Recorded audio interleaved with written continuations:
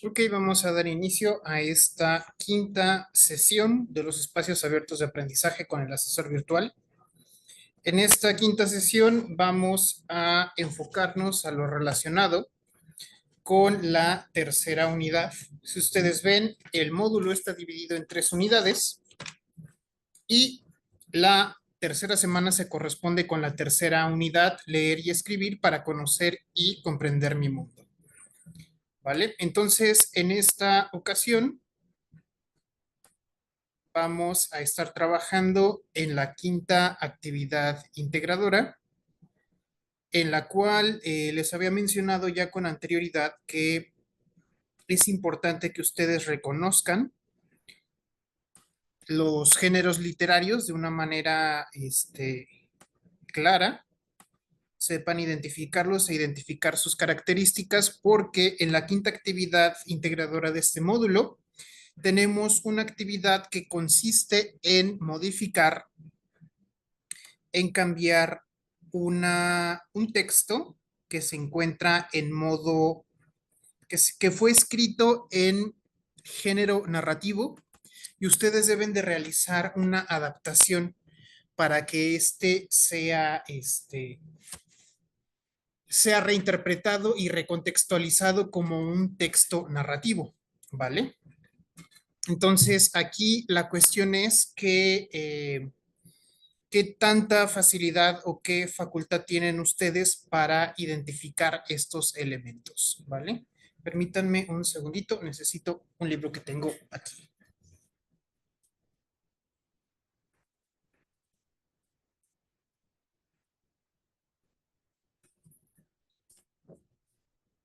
Muy bien, ahora sí. Y les había mencionado que lo que no se lograba concretar dentro de de la primera semana, se iba a seguir retomando y retomando y retomando a lo largo del módulo. Entonces, ahorita es bastante importante que ustedes sean capaces de identificar las principales características de los textos narrativos y sepan o tengan un dominio eficiente de los signos de puntuación, porque esto es un elemento clave al momento de redactar. Antes de entrar de lleno a los contenidos de la tercera unidad, quiero pedirles por favor que en este momento se dirijan a ingresen a la plataforma y contesten por favor los módulos, las encuestas que se tienen contempladas para esta semana. La primera es la encuesta sobre el módulo y la segunda es la encuesta sobre el asesor virtual. Y es súper importante que para el día domingo a las 11:59 de la noche estén ya contestadas, porque de lo contrario no van a poder continuar con el resto de las actividades del módulo y se van a perder obviamente las evaluaciones de la semana de integración. Ahora también quiero mencionarles que en la semana de integración, que es la cuarta semana, las actividades se evalúan al doble. ¿Qué quiere decir? Que las calificaciones que se pueden obtener en una actividad integradora se puntúan al doble en la semana de integración, ¿vale? Entonces, tanto el proyecto integrador como el foro de integración valen el doble que el resto de las actividades del módulo. Por esa misma razón, es súper importante que ustedes hayan contestado ya ambas encuestas para que puedan continuar de manera normal con el resto de su módulo.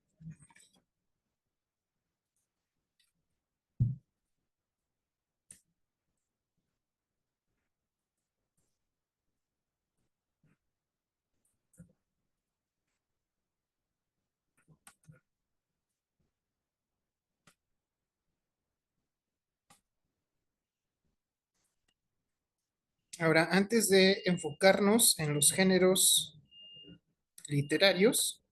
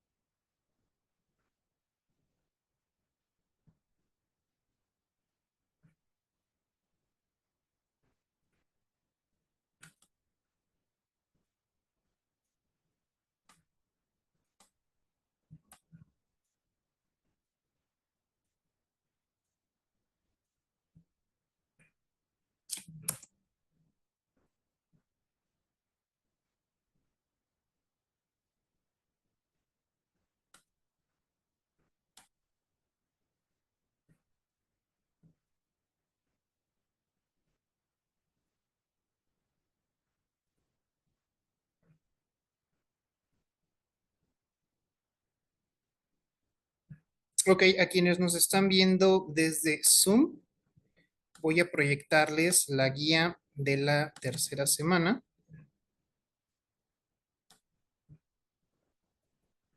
Y bueno, aquí tenemos un resumen de cuáles son los contenidos, cuáles son los aprendizajes esperados, cuál es el núcleo de esta tercera unidad.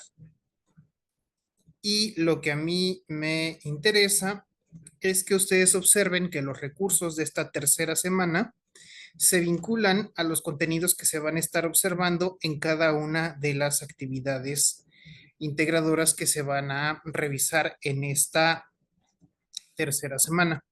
Como ustedes ya se habrán dado cuenta, la quinta actividad integradora es un formato editable y descargable eh, que se puede ir trabajando a lo largo de la semana, a la par que van a estar también trabajando en una actividad de tipo foro.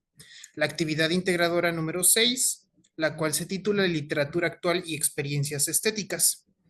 Entonces, de los recursos que tenemos esta semana, literatura y el mundo, el impacto de la literatura en sociedad, recuperar aprendizajes, oralidad y escritura y producción de textos, se van a enfocar a los requerimientos de la actividad integradora 5.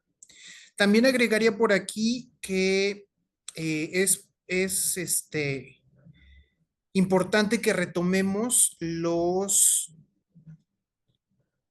contenidos de la primera semana y tenemos un recurso complementario que es para saber más Sócrates y los sofistas, ¿vale?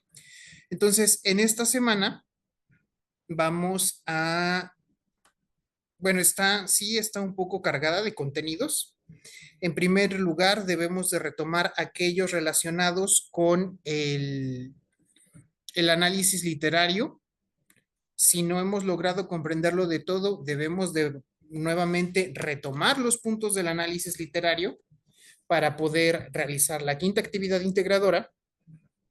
Además, debemos de enfocarnos, retomar la parte relacionada con el contexto de la obra, el contexto de escritura y el contexto de recepción.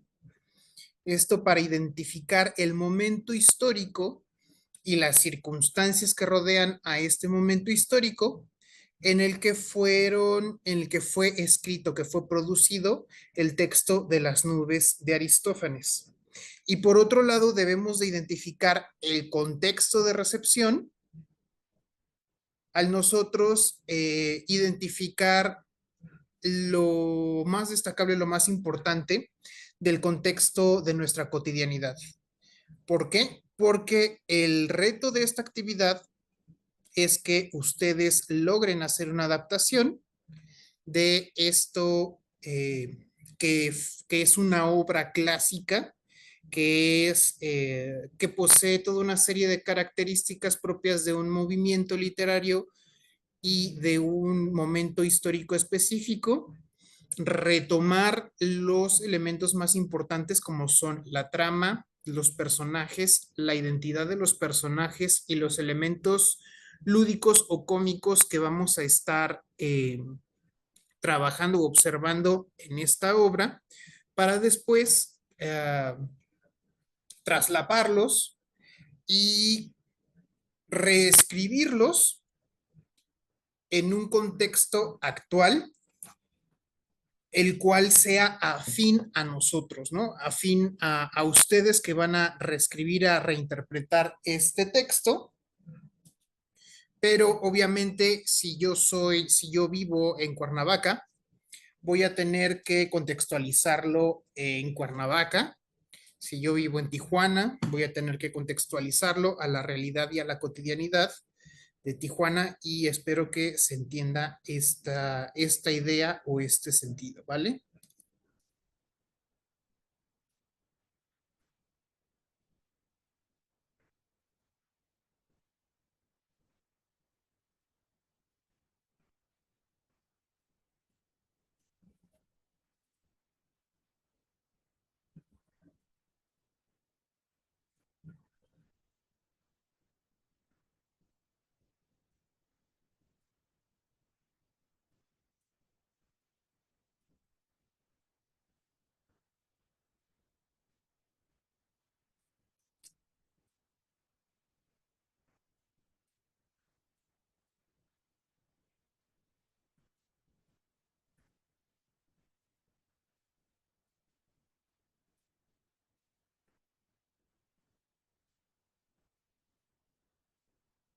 Ok, ahora sí.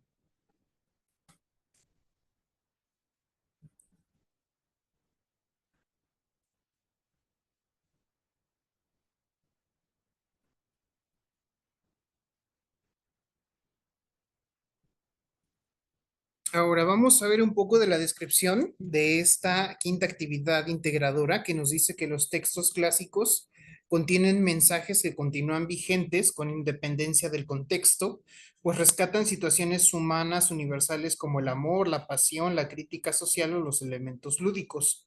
Esto posibilita reinterpretarlo en otros contextos sin que pierdan su esencia, al fin de que identifiques elementos actuales que pueden encontrarse en textos clásicos. En esta actividad integradora practicarás tus habilidades orales y escritas para narrar un cuento en el que situarás la comedia de Aristófanes, Las nubes, en un contexto actual. A ver, vamos a ingresar a la plataforma para ver la descripción de esta misma actividad y poder retomar algunos elementos importantes de la misma.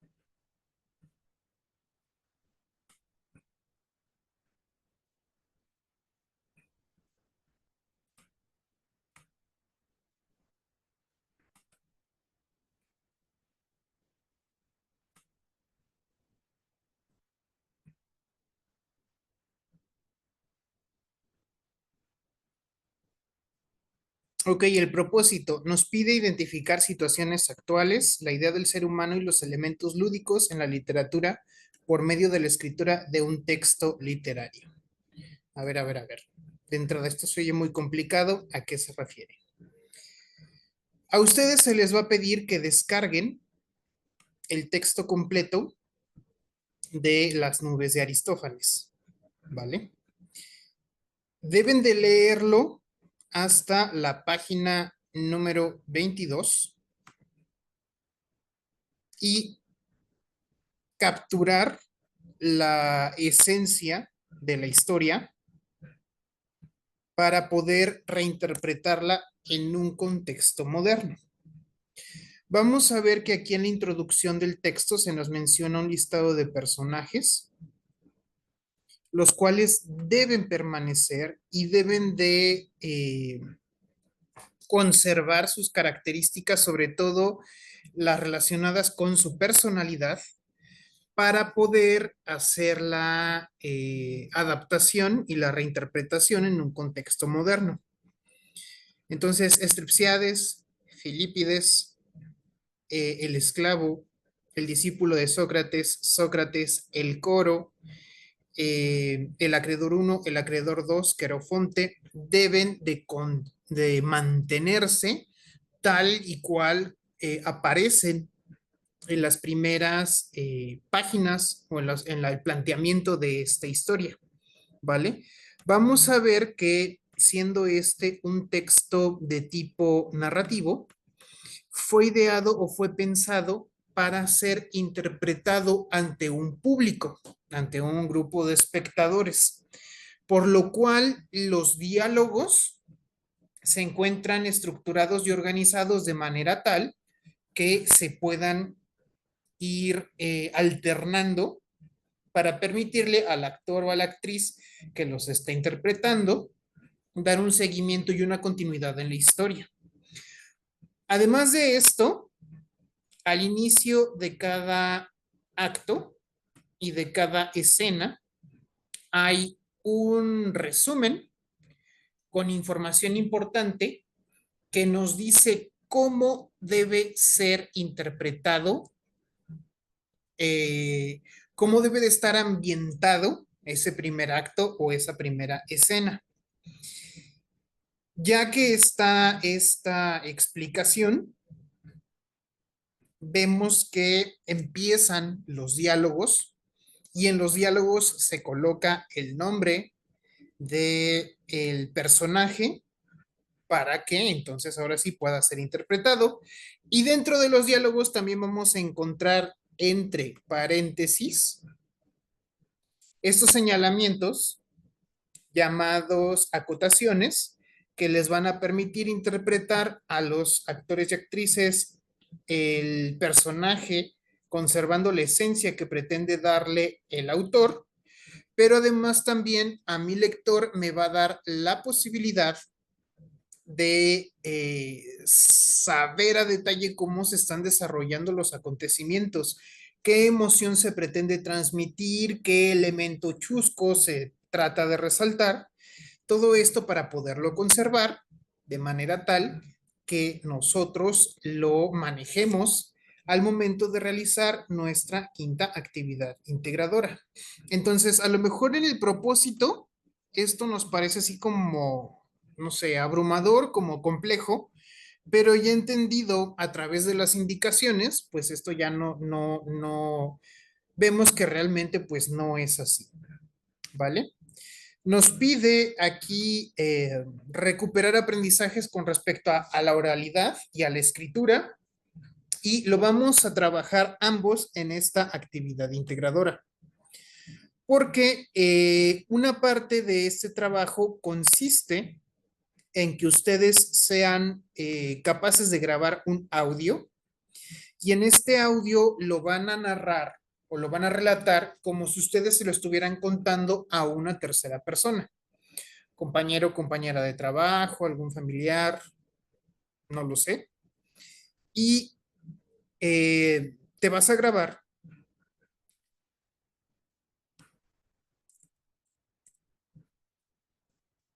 y vas a replicar los pasos de la actividad integradora número 3.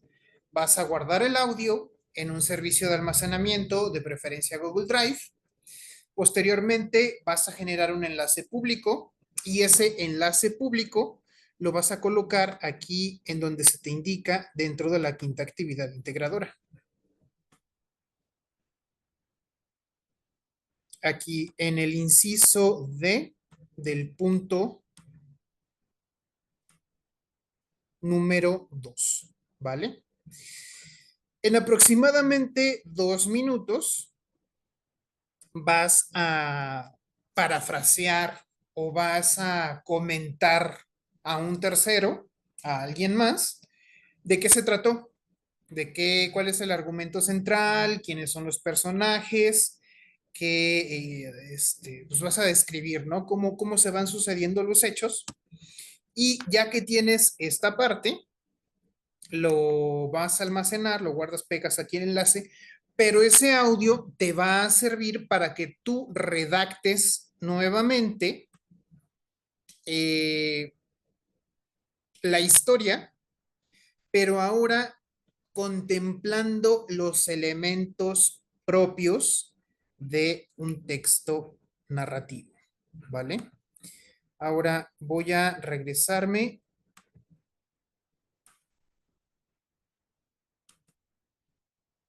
para explorar esta parte de los textos narrativos.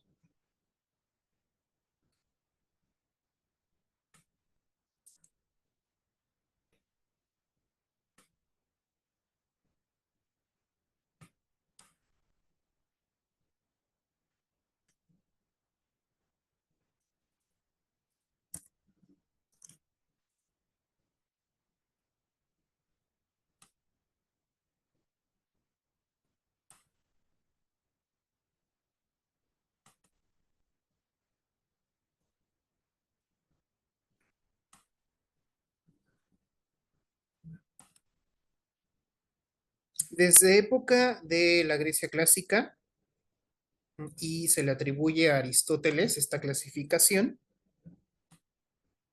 se ha agrupado a la literatura o los textos literarios en tres grandes familias. Y estas familias o estas clasificaciones dependen de una serie de características, ¿vale? Entonces, el primero de estos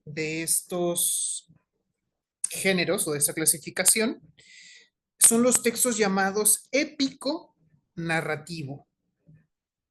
Épico porque en un principio este tipo de textos se encargaba de hacer un relato pseudohistórico de acontecimientos importantes, principalmente batallas, pero también biografías u otro tipo de relatos que incluían elementos verídicos, pero muy exaltados, o elementos ficticios relacionados con la mitología, ¿vale? Entonces, generalmente hablaban de sucesos heroicos, de guerras, de conquistas, pero también en ocasiones abordaban otros intereses humanos como el deber, la virtud, el amor, etcétera, etcétera, ¿no? Luego tenemos el género lírico, el más antiguo de los tres. El género lírico o poético recibe el nombre de lírico porque era un medio de entretenimiento para las élites griegas que acompañaban los banquetes con entretenimiento y diversión, y parte de este entretenimiento consistía en que hubiera un trovador o que hubiera un cantor, y en acompañamiento de este instrumento musical cantaba o, pues sí, cantaba o declamaba eh, y también gestas heroicas, sucesos, acontecimientos, pero se ajustaba a una serie de reglas que le diera cierto ritmo y cierta musicalidad, ¿vale? Entonces aquí tenemos el surgimiento de la poesía y el juego de las letras y las palabras, los ritmos, los sonidos, para poder transmitir un mensaje embellecido, eh, alterado, obviamente, pero alterado en función del lenguaje de la palabra o del sonido. Y por último tenemos el género dramático, el cual era un género con cierta tendencia didáctica que pretendía que el espectador se llevara una lección, no una moraleja, una lección, y que dependiendo del desenlace de esta historia, podría ser clasificada en comedia o en tragedia. Comedia si tenía un desenlace en la cual resultaba o permanecía vivo el personaje principal, ¿no?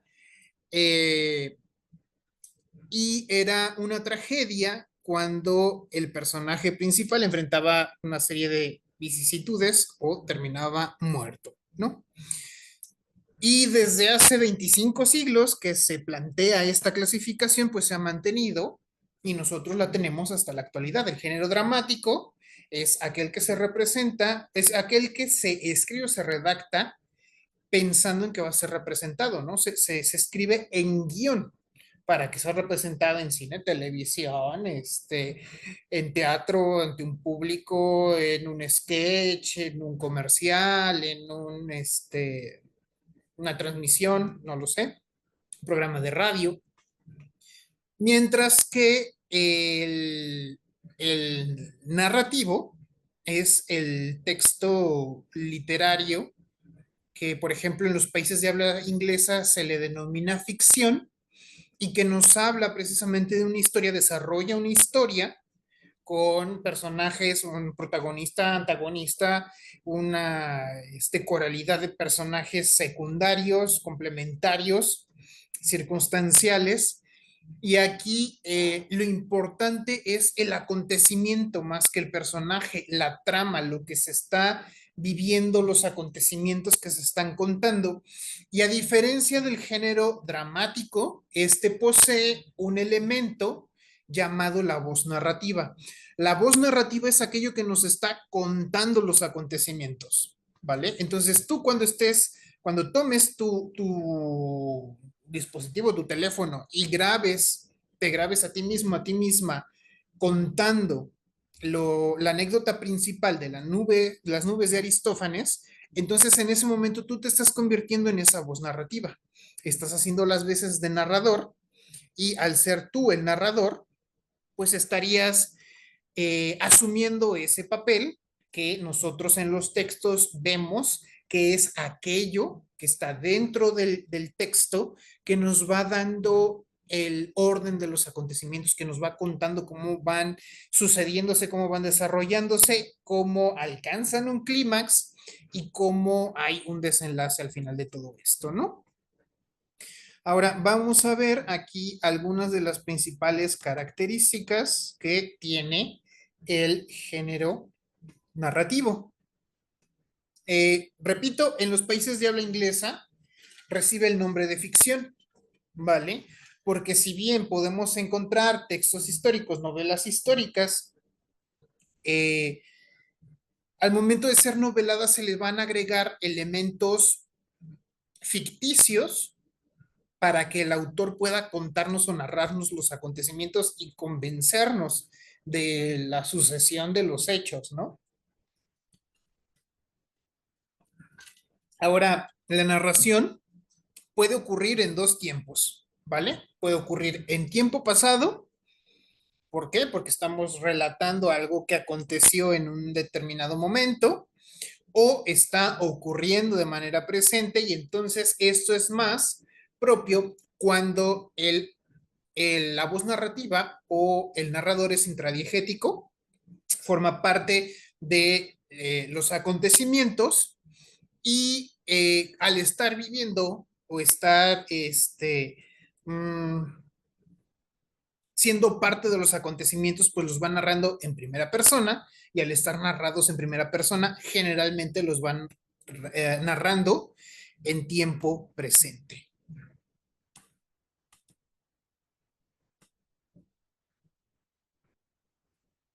Ahora, el texto narrativo es un texto oral o escrito que por medio de la voz narrativa nos va contando una serie de acontecimientos que pueden poseer elementos ficticios en diferente grado, ¿vale? Esto depende del autor para poder convencer al lector de lo que se está contando, ¿no? En este caso, ustedes pueden tomarse la licencia de agregar o de modificar algunos hechos. ¿Por qué? Porque van a resumir una historia de 22 páginas a una extensión de 2 a 3 párrafos. Entonces, aquí ustedes pueden sentirse con la libertad de realizar las modificaciones sin cambiar la esencia de los personajes ni la esencia de la trama, ¿vale? Ahora, algo muy importante que nosotros debemos de contemplar es el uso de los signos de interrogación, perdón, los signos de puntuación propios de los textos narrativos. Que si ustedes van a dar cuenta que en los textos dramáticos predominan el uso de los dos puntos y el uso de los paréntesis, aquí en el texto narrativo va a predominar el uso del guión largo y para cerrar el guión largo puede utilizarse nuevamente el guión largo en caso de que se señale alguna sugerencia o alguna intervención de la voz narrativa o alguna explicación o punto en caso de que haya salto de renglón. Ahora me está marcando que ya nos quedan 10 minutos para los que estamos en Zoom. Voy a hacer una pausa para ver si no hay dudas y en caso de no, continuamos con las dudas que puedan tener quienes nos están observando desde el en vivo de YouTube.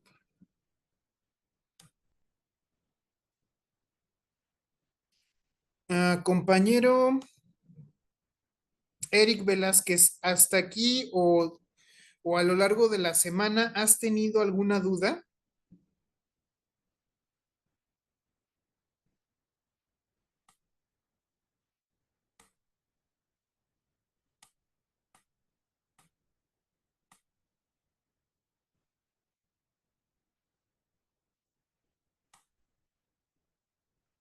Ok, entonces continúo con esto del signo de los usos de puntuación.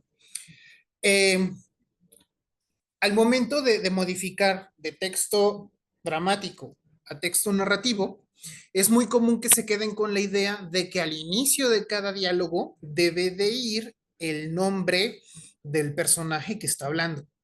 Pero cuando nosotros estamos trabajando en los textos narrativos, quien te está contando es la voz narrativa. Entonces, los diálogos pueden ser de dos formas.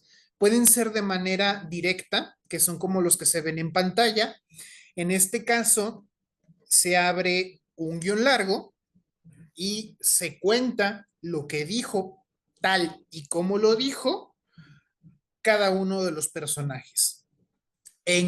Existe otro modo que es de manera indirecta, en la cual para evitar hacer uso del guión largo y evitar también los saltos de renglón, es común que el autor, en vez de abrir un guión largo, use paréntesis al inicio y al final del diálogo. Y generalmente está iniciado con frases del tipo, lo que Stripsiades quiso decir fue que, y entonces entre paréntesis, pero en este caso, en el caso en que el diálogo no es directo, no se guarda fidelidad de lo que estaba diciendo en este caso Stripsiades, sino simple y sencillamente es una especie de resumen o de parafraseo de lo que pudo haber dicho o de lo que dijo, ¿vale? No es no se mantiene propiamente, no se mantiene propiamente el diálogo o lo que dijo, sino se busca mantener su esencia. Yo sugiero que en esta actividad integradora ustedes hagan uso del guión largo. ¿Por qué? Porque es más práctico. Ustedes pueden ir narrando, ¿no? En una calurosa tarde de verano en la alcaldía de Iztapalapa se encontraba Stripsiades cavilando en sus reflexiones vespertinas. Stripsiades, varón, chofer de camión entrado en años, acostumbrado a dedicar sus pensamientos a filosofar sobre las vicisitudes de la vida del ser humano. Entonces abro guión largo. Ay, ingratos sean los designios del destino que nos arrojan a este mundo a padecer los infortunios, ¿no? Entonces aquí esta frase es tal cual la dijo Stripsiades, ¿no? En ese momento, hacía calor, estaba, este, no sé, a lo mejor estaba alabando su unidad o estaba dentro de su unidad, no lo sé, y se queja, y al momento de quejarse dice tal cual esta frase. Entonces, aquí para señalar que está abriendo la frase, pongo guión largo, escribo la frase que dice Stripsiades y en donde concluye su frase, ahí va el punto, ¿vale? Si voy a introducir alguna aclaración, como sería ejemplo, sería muy similar a lo que son las acotaciones dentro del texto dramático, continúo con la frase y donde voy a iniciar la aclaración, ojo, no es acotación, la aclaración de la voz narrativa. Entonces, para hacer un paréntesis o para abrir el diálogo e incrustar un comentario de la voz narrativa, vuelvo a usar un guión largo cuando empiezo y un guión largo cuando termino, que es como en el ejemplo que tenemos aquí en la pantalla, ¿no? Pongo punto, hago salto del renglón para cambiar de tema, ¿no? Su chalán, porque no hay esclavos en la vida moderna, ¿no? Su chalán, bueno, su chalán quien se encontraba muy cerca de él, al grado de poder escucharlo, tímidamente le interroga. ¿De qué es aquello en lo que meditas en estos momentos? Abro guión largo. ¿De qué es aquello en lo que meditas en estos momentos? ¿Vale? Esta frase va dentro de guión largo. ¿Por qué? Porque voy a agregar un comentario de la voz narrativa. Dijo, sin descuidar su labor, al momento que le dirigía su mirada más inquisitiva. Entonces, aquí para hacer el comentario, tengo que abrir el diálogo o mejor dicho, separar para poder agregar este comentario, ¿vale? Sin la manera más sencilla de hacer esto, yo recomendaría es que cuando un personaje va a empezar, va a intervenir, empiezo con guión largo, escribo su diálogo y si otro personaje interviene, salto de renglón, coloco guión largo, escribo su diálogo. Entonces, por la congruencia o por la lógica, el lector va a saber cómo se van alternando los diálogos. Esto para no confundir o para que no haya mmm, necesidad, ¿no? De concluir la frase con dijo Strepsiades, dijo el esclavo, dijo fulanito, ¿ok? Ahora, en estos momentos ya está a punto de cerrarse la transmisión de Zoom. Me despido, compañero Eric Velázquez. Si tienes alguna duda relacionada con esta actividad, no dudes en hacerla llegar al mensajero. Ahorita me voy con las dudas que pueda haber aquí en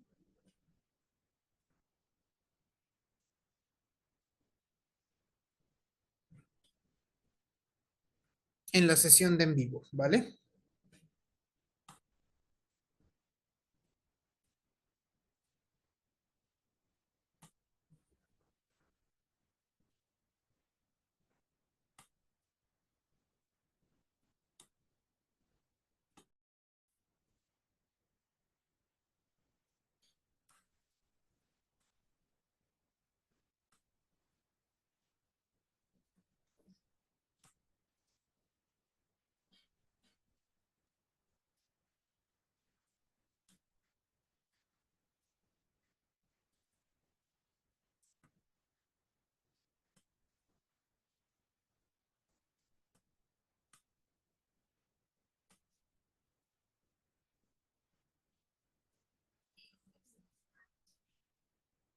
Ok, vamos a retomar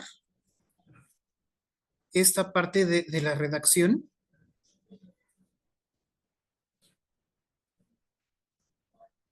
que pues se vincula con el uso de los signos de puntuación, ¿vale? Les estaba mencionando en alguna de las sesiones anteriores que hay trabajos que me los entregan así, ¿no? Me hacen listados de respuestas y yo les he dicho que, bueno, estamos en bachillerato y ya deben de saber redactar, deben de poder organizar, organizar, jerarquizar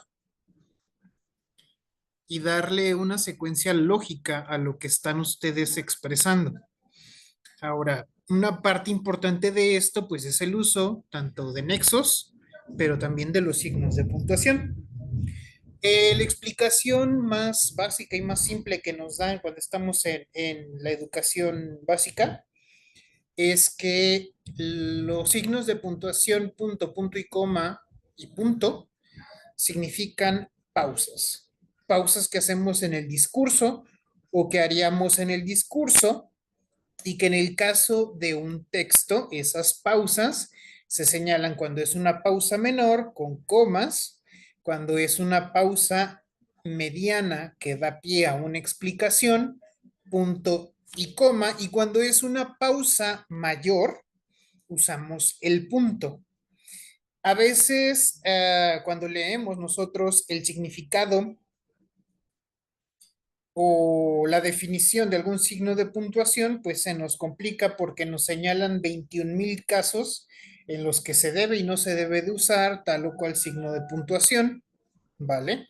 Y a veces eso pues puede resultarnos un poco, un poco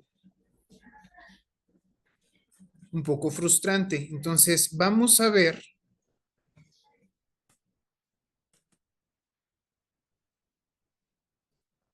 qué es lo que nos dice la RAE al respecto de los signos de puntuación. Ahora, ¿por qué la RAE? Bueno, estamos nosotros tratando de incentivar en ustedes que hagan uso de fuentes confiables de información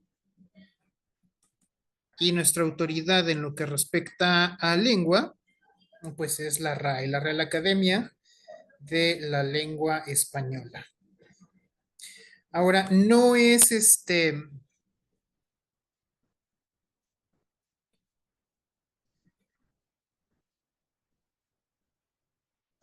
al momento de tratar de aprender el uso de los signos de puntuación, no necesariamente tengo que irme directamente a la RAE porque pues a veces es un poco, la terminología es un poco complicada, pero para fines prácticos vamos a utilizar la información que tenemos aquí disponible y ustedes pueden consultar de manera complementaria en algún otro tipo de fuente, ¿vale?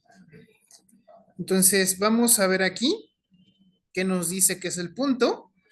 Nos dice que es un signo de puntuación. Puede funcionar como algún elemento de tipo, no sé, por ejemplo, matemático, ¿no? Puede ser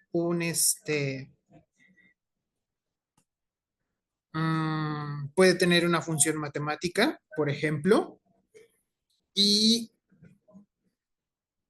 por eso no se restringe a la función lingüística nada más.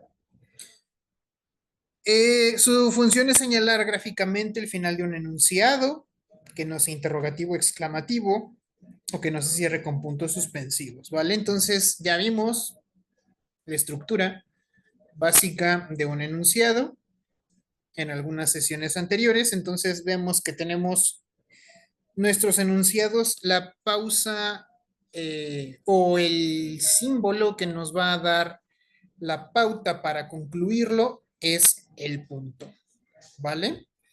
Se escribe al final de un enunciado y a continuación si se usa otro sin cambiar párrafo, se llama punto y seguido, ¿vale? Eh, si el punto y seguido coincide con el final de la línea, se comienza inmediatamente en el mismo margen, sin sangría, ¿ok? Y si se escribe al final de un párrafo, se denomina punto y aparte, ¿vale? Y aquí es ya donde empezamos nosotros con el espacio de oportunidad, ¿vale? Vamos a ver aquí en el ejemplo, dice, estuvo rondando las casas varias horas, silbando claves privadas hasta que la proximidad del alba lo obligó a regresar.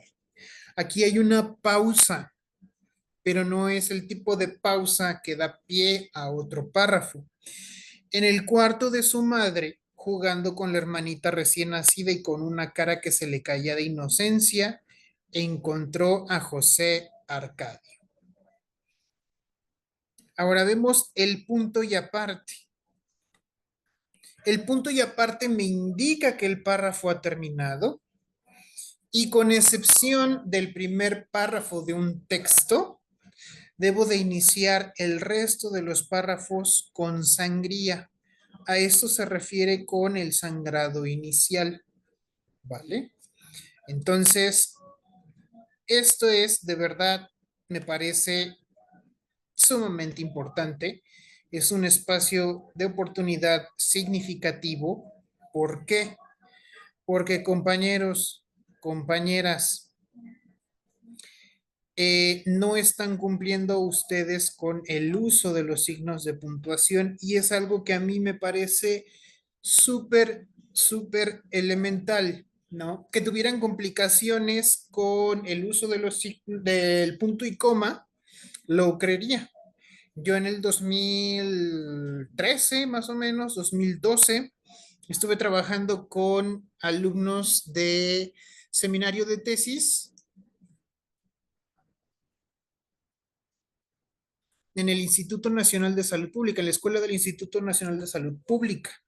Y el no distinguir en qué momento se emplea una coma y en qué momento se emplea un punto y coma era un asunto recurrente que tenían los compañeros. Y lo entiendo, lo comprendo, es más complejo. Pero aquí el uso de el punto no es en verdad tan complejo, porque yo al momento de concluir una idea, y vamos a ver qué es lo que yo trato de expresarles por idea,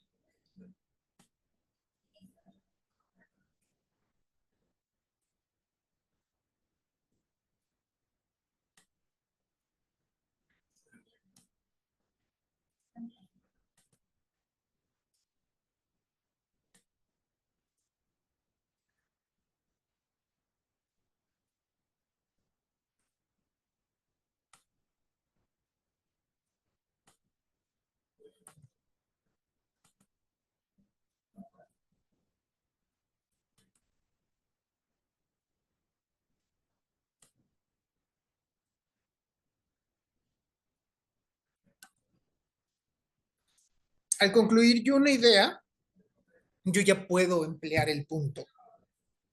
Los koalas son animales mamíferos. Esa es una idea por sí misma, punto.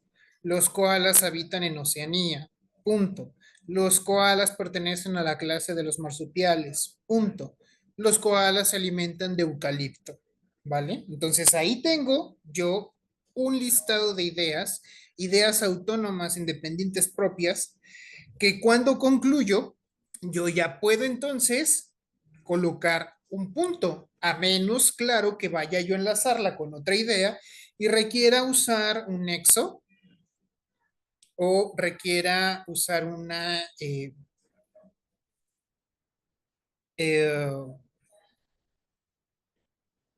una conjunción, ¿vale? Entonces, yo puedo ir hilando o entrelazando esta serie de ideas, ¿vale? Sobre todo cuando poseen un sustantivo principal o cuando poseen un sujeto en común. En este caso, pues el sujeto en común son koalas. Yo puedo ver que hay y otra cantidad de sustantivos, ¿no? Animal, mamífero, Oceanía, marsupial, eucalipto, familia, adulto, centímetro, ¿no? 85, 65. Tengo yo todos estos sustantivos, pero mi sustantivo principal, el sujeto del que estoy hablando, es koalas. Al yo estar enunciando una serie de ideas, en este caso, los koalas, pues puedo ir hilando, puedo ir eh, eh, uniendo, construyendo el texto en torno a las ideas que yo tengo sobre este sustantivo principal o sobre este sujeto, ¿vale? Cuando yo he concluido de mencionar todas estas ideas que comparten un sustantivo principal o sujeto, y voy a hablar ya de un tema diferente, o en este caso de un sustantivo principal alias sujeto diferente, en ese caso, bueno, entonces ya puedo colocar un punto y aparte. Y si yo estuve aquí usando este primer elemento o este primer párrafo para la descripción de lo que es un koala, Entonces, el segundo voy a emplearlo a lo mejor para hablar de ah, de su hábitat, ¿vale? Pero entonces el sujeto principal o la idea principal del segundo párrafo va a ser hábitat, hábitat del koala, ¿vale? Pero hasta llegar para llegar a ese punto, vean que aquí es bien importante el uso de el punto y seguido. Si yo encuentro, por ejemplo, que hay ideas afines, como en este caso en la primera oración, la clase, la clase y la orden o la clase y la familia a la que pertenecen los koalas es una clasificación taxonómica que tienen un elemento en común, ¿vale? Entonces las puedo unir mediante una conjunción y entonces yo ya me ahorré, yo uní dos oraciones. Cuando ya no puedo yo seguir uniendo este tipo de ideas que tienen afinidad, ahora sí paso al punto y paso al punto y aparte, ¿vale? Perdón, el punto y seguido. El punto y seguido continúa inmediatamente o en caso de que coincida con el fin de la línea, como decía en la definición de la RAI, continúa inmediatamente debajo. La sangría fue empleada o fue introducida en la escritura medieval para indicar precisamente el inicio de un nuevo párrafo. Se usaba también la letra capital y se usaba, no me acuerdo cómo se llama, cuál es el nombre de un símbolo que se utilizaba al inicio de los párrafos. ¿No? Pero bueno, había señalamientos o formas de señalar que iba a iniciar un nuevo párrafo.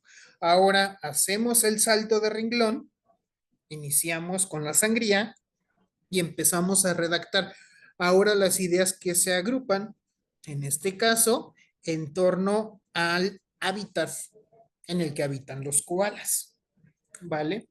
Y de una manera simple, más sencilla, vemos que la función estructural que tiene el punto dentro de la redacción. Ahora, ustedes en esta ocasión van a emplearlo, pero con una función ligeramente diferente. Ya sabemos que concluye una idea, yo puedo colocar punto. Ahora, en el caso en el que lo van a emplear ustedes al momento de hacer su adaptación para el texto Las nubes de Aristófanes, van a identificar que el punto, en vez de señalar que está terminando la idea o que está terminando la frase, me va a indicar que está terminando el diálogo de uno de los personajes, ¿vale? Entonces, en este caso, vemos que la función es muy similar, solo que en vez de concluir la idea, estaría concluyendo el diálogo del personaje. Dice Strepsiades, ay, qué ingratos son los designios del destino que nos arrojan este mundo a padecer los infortunios. Punto. Ahí se acabó lo que estaba diciendo Strepsiades. ¿De qué es aquello en lo que meditas en estos momentos? Aquí no hay punto porque va a explicar algo la voz narrativa, pero si ahí terminara, ¿de qué es aquello en lo que meditas en estos momentos? Punto. En este caso no, porque es un signo de interrogación y tiene su propio punto, pero ahí iría a punto. Desdichados son Zeus y sus secuaces quienes nos arrojan a la guerra de sus caprichos, mientras los hombres ricos disfrutan los placeres de la pereza. Ahí acabó lo que está diciendo, punto. ¿Vale? Entonces, esta es la función que va a tener el punto para que ustedes puedan redactar su adaptación y para que ustedes, por favor, puedan mejorar su puntuación a la hora de estar escribiendo sus respuestas, ¿vale? Y hasta aquí el quinto espacio abierto de aprendizaje. Nos vemos el día viernes. Hasta la próxima.